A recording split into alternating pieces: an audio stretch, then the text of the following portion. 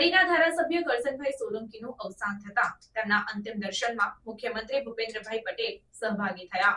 પ્રાપ્ત માહિતી અનુસાર કડીના ધારાસભ્ય કરસનભાઈ સોલંકીનું માંદગીના કારણે વહેલી સવારે અવસાન થયું હતું।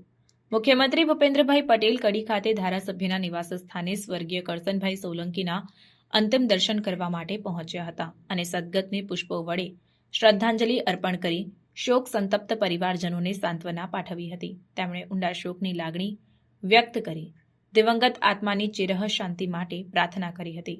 સ્વર્ગીય કરશનભાઈ સોલંકીનું સાદગીપૂર્ણ જીવન લોકોને હંમેશા યાદ રહેશે। આ સમયે પૂર્વ નાયબ મુખ્યમંત્રી નીતિનભાઈ પટેલ, આરોગ્ય મંત્રી ઋષિકેશભાઈ પટેલ, કેબિનેટ મંત્રી ભાનુબેન બાબરિયા, ધારાસભ્ય સુખાજી ઠાકોર, પૂર્વ ગૃહમંત્રી રજનીભાઈ પટેલ, અગ્રણી ગિરીશભાઈ રાજગોર સહિત મહાનુભાવો, સ્નેહી પરિજનો અને શહેરીજનો ઉપસ્થિત રહ્યા હતા।